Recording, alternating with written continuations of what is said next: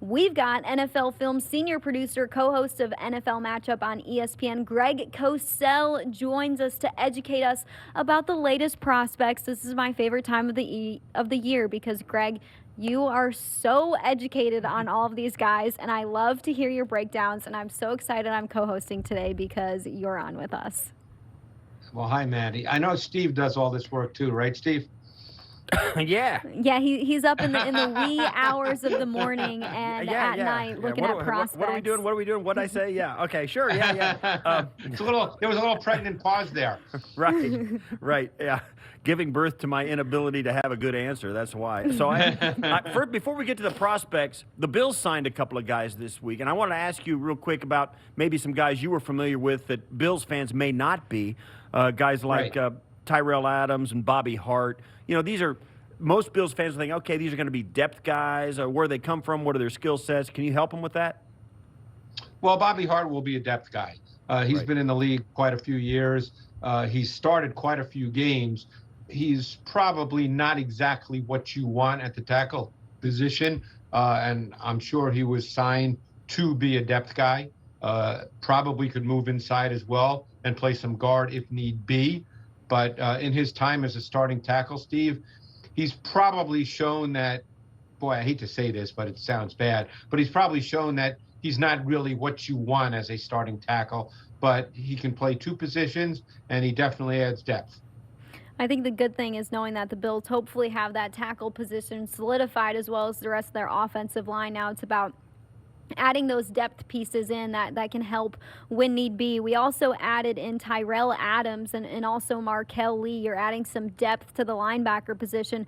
And I was on social media yesterday, and I think a lot of the fans were thinking, why do we keep adding linebackers into this fold? We've already got our guys with Matt Milano and with Tremaine Edmonds, but you always want competition going into training camp. So what can a guy like Tyrell Adams possibly bring to that room if he does make the roster and is a guy who can play a couple snaps there? Well, it's interesting because he ended up starting quite a few games for the Texans this past year, and I believe he played in their nickel package as well. So he is a guy with meaningful starting experience based on this past season. He showed up on tape when I watched the Texans D. Texans D was up and down this year, but he showed up on tape. So it's another good signing. You're signing players both with Hart and Adams who have started meaningful games in the league. And it's a sign of how you've improved as a team that players like this are essentially coming in, by the way, with no guarantee of making the team. But if they do, they're coming in as depth players, but they're players with meaningful experience, and you always want that. So as the Bills, progress down their roster, they signed F.A. Obata. We spoke about him last week. Yes. They signed these linebackers at depth. So people are starting to raise their eyebrows. Okay, so April 30th and then 29th is coming up. The draft is coming up, and the Bills still haven't signed anybody of note to play corner. So who are the corner prospects in the draft? The Bills are getting mocked a bunch of corners and DBs and stuff like it. Now all of a sudden all the mock drafts are figuring out they're thinking the Bills have to take a corner at 30. What are your thoughts on this crop of corners coming out? Who fits the Bills system? Who could play in any system? Is there a difference maker? Who might be there at 30? I mean, just give us your rundown. Yeah, will there be a guy worth it at number 30? Will there be a guy worth it at 30? Well, that obviously is team specific in what they think, but the three players who are considered probably the top three in the draft will not be there at 30, and that's Patrick Surtain, Caleb Farley, and J.C. Horn. I think there was a time when Greg Newsome from Northwestern, who's a very good prospect, people thought he might be there at 30. I don't know. You never know with a draft when there's going to be a run on a position. So that question's always hard to answer. Now, it's what you're looking for. I think the Bills, and I certainly don't have numbers in front of me, stats in front of me, but every team does match up and play man-to-man coverage. I wouldn't say that that's the foundation of a Sean McDermott, Leslie Frazier defense, but in this league, you're going to have to line up and play man. So I think when you draft a corner, that guy has to be able to line up on the outside and play man-to-man coverage. So I've done a bunch of corners. I can't remember, all the guys I've done because I probably looked at 175 players in total. So if you want to give me a couple of names, I'll be happy to tell you. Yeah. Well, yeah, the guys you mentioned, Pat Surtain, Caleb Farley, J.C. Horn, you think there's absolutely no way they fall to 30. If one of them does, you grab them, correct? Well, the only guy who might, because he just had a second back surgery, so I have no idea how that will impact what teams think, that's Caleb Farley. If he was clean medically, he would absolutely not drop to 30. But you never know when you're dealing with injuries.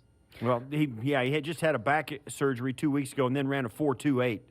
So No I wish I deal. had a back surgery That's like Steve that. Tasker territory. If I could run that, you can operate on my back every other week too. So Tell us a little bit more about Caleb Farley. What type of a cornerback is he? What type of ball is he going to play in the NFL based on his collegiate career at Virginia Tech? Yeah, Farley has traits you look for, certainly as a man corner. He's got that desirable combination of size. He's really solidly built. He's over 200 pounds. He's very, very athletic. He's got a strong frame. He's powerful. He's got explosive movement. I think at this point in time, because Farley was not a corner in high school, he was a quarterback in high school. So he is just really learning the corner position. So to me, he's more comfortable playing press man, because press man, you pretty much say you got him and you line up and play. Now, yes, technique is involved, but zone requires a lot more understanding, as Steve knows, of route concepts, splits by receivers, passing guys on, carrying guys. I think there's more nuance and subtlety involved in zone. And I think at this point, he's still learning and working his way through that. It's not that he was bad at it. I just think right now, as we sit here today, he is really better at playing press man, and he is a strong press man corner. one other guy I want to ask you about, and it's because a couple of players, we're seeing it more and more these days, of players whose names we recognize. Asante Samuel Jr. That's a name that we've heard in the NFL before. What about this version of Asante Samuel? Yeah, he's another interesting guy because he's 5'10", 180. And normally you don't think of 5'10", 180-pound corners playing on the outside. Now, he's very aggressive, very feisty, very competitive. He, of course, says he can play on the outside. We'll see about that. I think he'll be a fascinating evaluation because he lacks height, he lacks length for the outside position, ideally. So we'll see if teams see him that way. He clearly showed sticky, what we call mirror match press man, not physical press man where he's going to jam receivers, but mirror match press man where he just mirrors their routes. He was very, very good at that.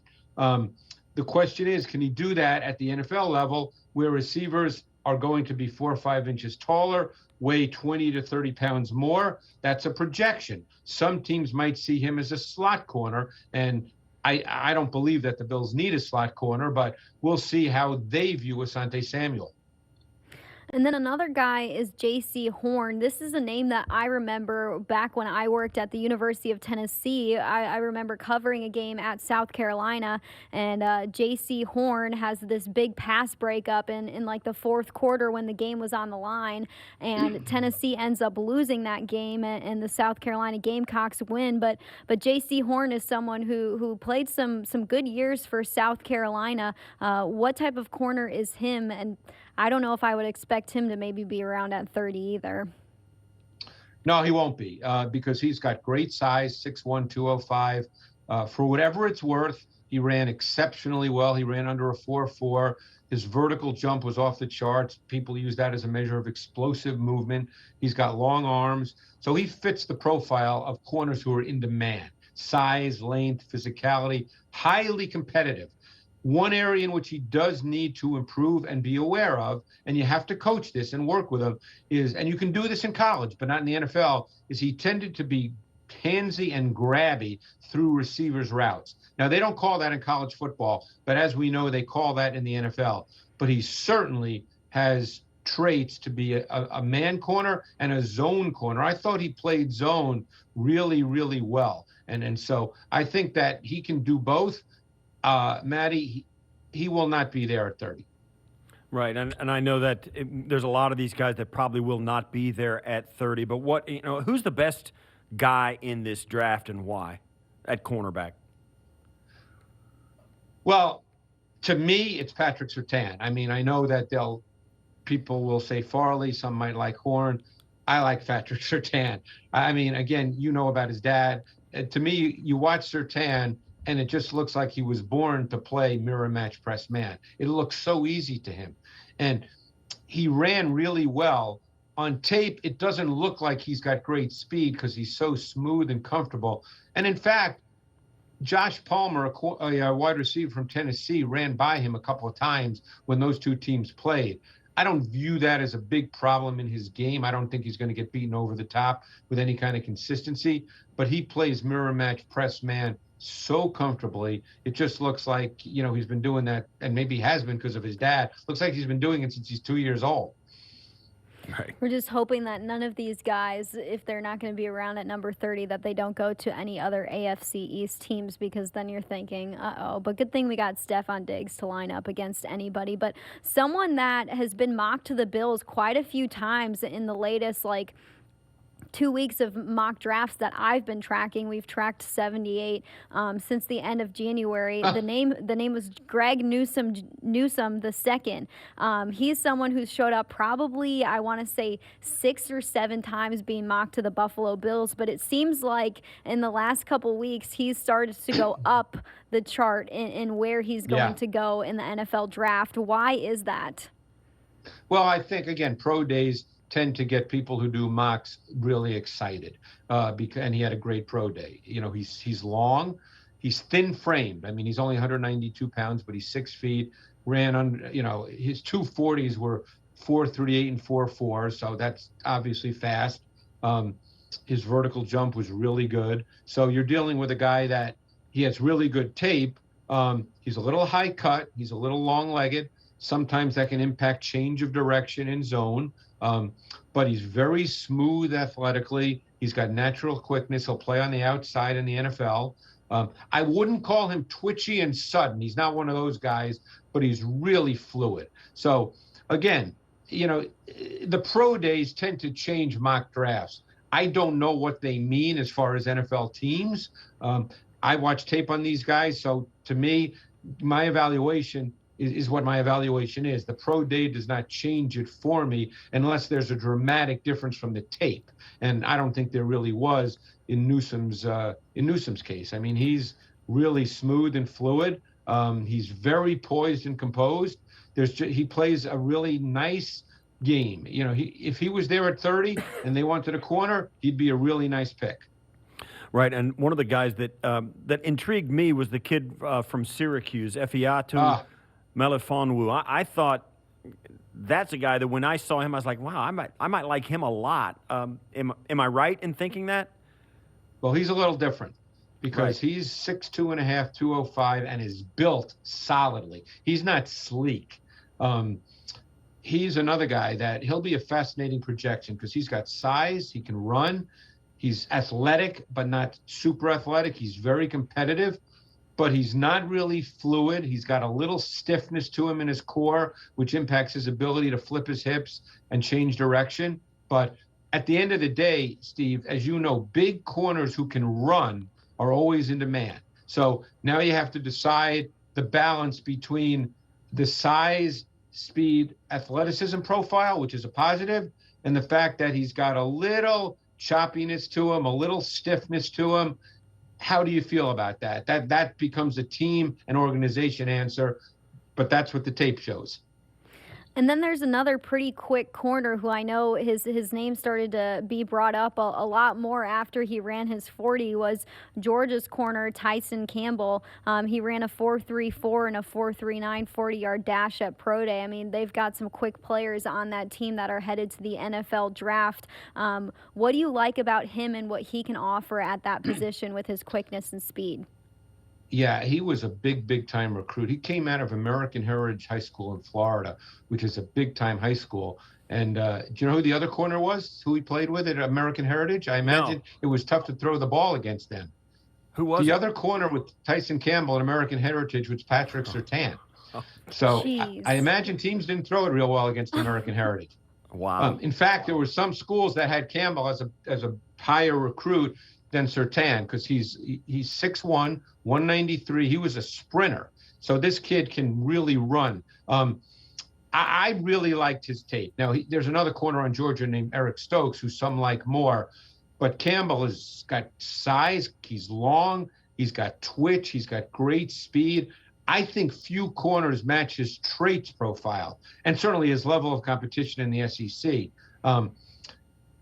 Georgia played a ton of press man. That was a foundational coverage for them. So he has a ton of experience doing that. But again, he's a little high cut. He's got long legs. So you get into that, some issues in transition and change of direction, especially in off coverage. So I really liked his tape. I really like the player.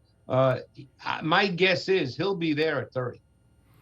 Yeah, we've been laughing a little bit as we watch, and maybe it's a function of the way the offseason has gone this year with no combine, and we're going to all these pro days, and maybe we're all a little bit more aware of this. But you tell me, is it your perception, like it is mine, that everybody and their uncle is running a 4.3 these days? Yeah, Yes, so yeah. quick. Yeah. I would say that you're right, Steve. The 40 times are faster. So I don't know what that means. I'm sure if we were all at the combine, we wouldn't be seeing these 40 times. But at the end of the day, I think the tape tells you whether a guy can run. I remember my first combine, it was maybe 1998, and I didn't know anybody. And I was sitting with scouts just trying to meet people. And there was an old-time scout from the South just talking. I was listening. And he said, you know what the 40 time tells you? That fast guys run fast and slow guys run slow. And at the end of the day, you kind of know watching tape whether a guy can, is playing the game at a fast speed. But you're 100% right. The 40 times are off the charts this year. Well, you're watching all this tape on these guys, and I know you said, pro days really don't impact how I grade these players unless something significant happens in their pro days. And all these GMs and scouts are also watching this tape, and you've got a lot of players who opted out in 2020 or played less games because of the COVID-19 year that we all were a part of, and college football did not play as many games as the NFL did for certain. And we talked to Brandon Beane yesterday, and we asked him, do you have the full picture of all of these players? And he was like, we don't, but we're going to do the best with what we have, and the best with going to pro days and grading these guys and the Zoom interviews that we're doing. But no, at the end of the day, it's not what we want. It's not complete. So with that, do you think some of these guys who maybe opted out or played less games could fall, or do you think it'll be regular in where they may go? How do you think that could impact the NFL draft? I think guys who have great tape from 2019 and great workouts will not be significantly impacted. I think guys who have good tape from 2019 who opted out but then did not work out well will be impacted for the simple reason that they'll be seen as not having worked really hard. Because at the end of the day, if you didn't play in 2020, your workout, whether it's a pro day, whether it's a private workout, and I don't even know if private workouts are allowed. I'm not following that part closely. But if you've missed 2020 and you don't show up at your pro day in unbelievable shape, ready to have the best workout of your life, I think teams are going to look at that as a little bit of a red flag. So someone like Jamar Chase, the wide receiver, who had an unbelievable pro day workout and phenomenal tape in 2019, he won't be impacted. Somebody like Gregory Rousseau from the University of Miami, who had a strong 2019 season but opted out and then had a below average pro day, I think that will impact him for sure. Are there going to be guys, and I guess there will be, who slip through the cracks, who opt out? Okay, I guess we always have guys like that. I mean, but we just never have an inkling that they're going to be. Is there any, are you going to be able to find a guy depending, and I guess each team's is different, but are there going to be more guys that turn out to be really good pros who just, because of the pandemic and all the herky-jerky nature of the evaluation process, and are there going to be more guys that slip through the cracks this year?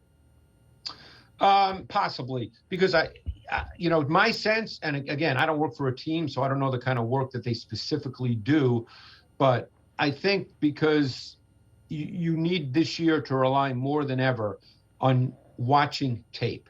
And I'm not saying that scouts aren't good at that, but I think that that's more the foundation than ever, because you don't have a lot of the other elements that go with the evaluation process this year for obvious reasons. So I think the tape and interpretation of tape, because don't forget, you're watching tape to project and transition to the NFL. You're not just watching tape to say, wow, he's a good college player. You ultimately are transitioning and projecting guys to your team, to the NFL.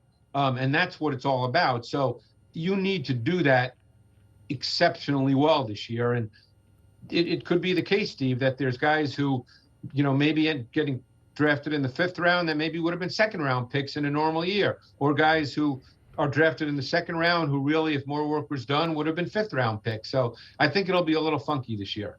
Yeah, it'll be intriguing to see what's going to happen with the NFL draft. I think the strong scouting departments they'll be able to show that they're strong with this past year's NFL draft that we did virtually, and then this year where you don't have a full body of work to see and to judge these players off of. But I thought it was a long time till the NFL draft. Now it's just weeks away. April 29th is when it begins. I'm excited for it. I love looking at these prospects and learning more about them. So, Greg, thank you so much for being on and telling us about some of these corners who maybe could be around at 30 and the good ones who definitely will be gone. But we appreciate the time.